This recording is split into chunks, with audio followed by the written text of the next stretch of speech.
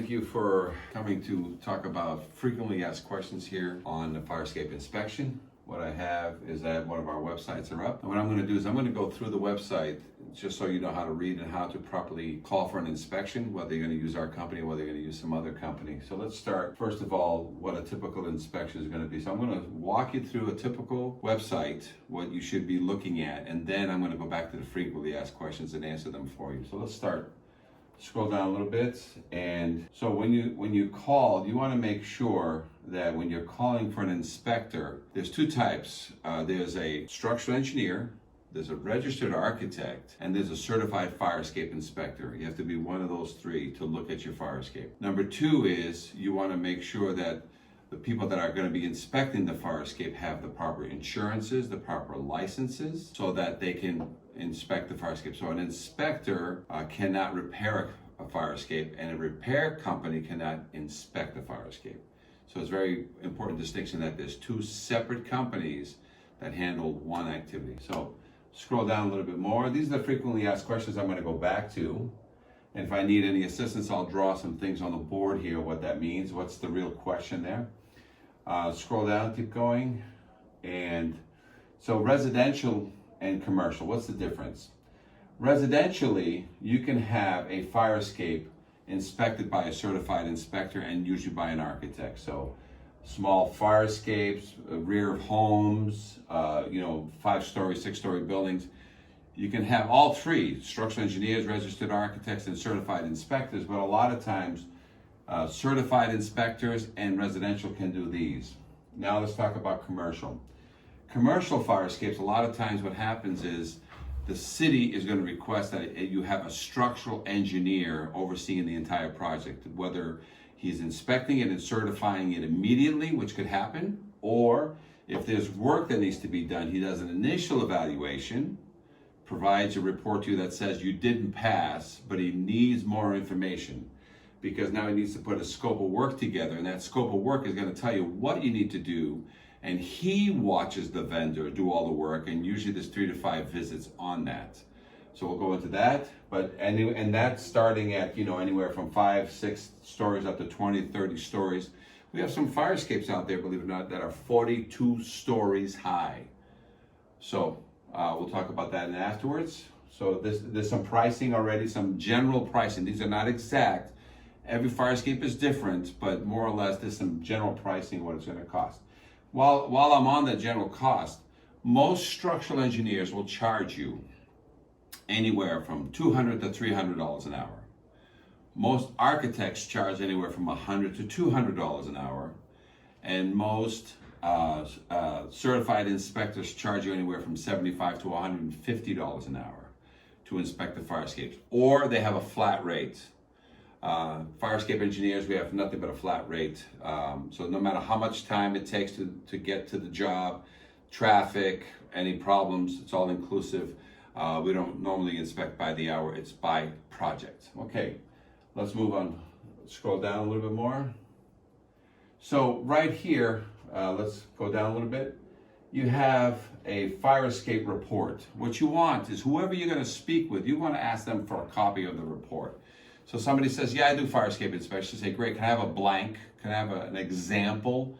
We put one of them right on our website so that you can see that it's photographic, there's 25-point questionnaire, and it also includes a video. Not everybody's going to want to do a video for you, but our method is to photograph it, give you a 25-point questionnaire of all the major components, and then we video point all the problems with the fire escape. So that way, if you're a condo owner, if the owner lives in a different state, you can send him a link to the video, and that way he can see for himself or herself that the fire escape does have problems, and it's not just our opinion. There's actual factual photos and videos explaining that.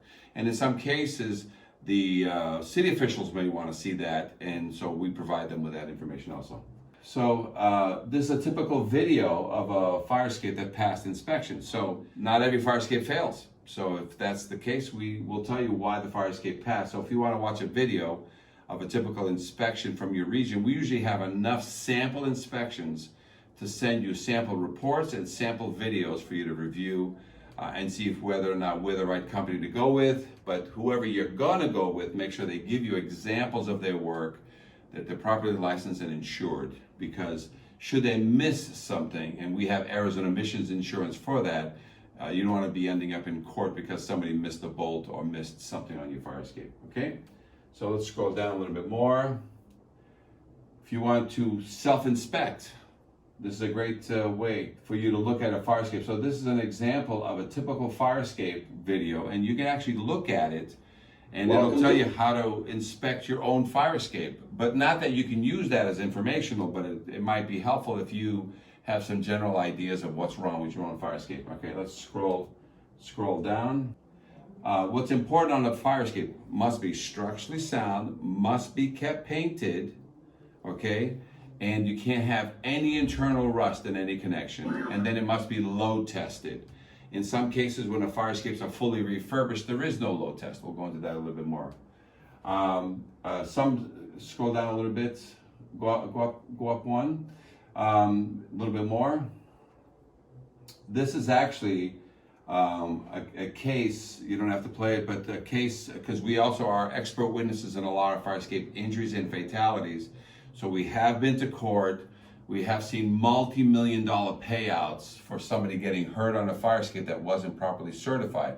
So it's very important that if you don't certify your fire escape and somebody gets hurt, including firemen, that there is some liability and exposure there. And that's some cases that we've worked on nationwide, some coast to coast. We've had cases that we're expert witness. So we've also been on the news, them explaining, some of the issues with fire escapes. So there is some news reports out there. Scroll down some more. This is a great load testing. Load testing is you take 50-pound sandbags and you put them on a fire escape. Each fire escape needs to be load tested to 100 pounds per square foot. So if I have a 5-foot by 5-foot balcony that I'm going to stand on, that's 5 times 5 equals 25, times 100 is 2,500, which means I have to drag these sandbags up there and put 2,500 pounds on the platform, on the stairs. It's a calculation for each one, but basically all the way down to the ground, you have to load test a fire escape. But should you refurbish the fire escape, there is no load test. It states very clearly, the NFPA states it best.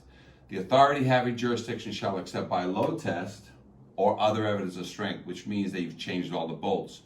And the average lifetime bolt, you change bolts out every 25 to 35 years. The metal stays, but the bolts must change so that you can avoid load testing.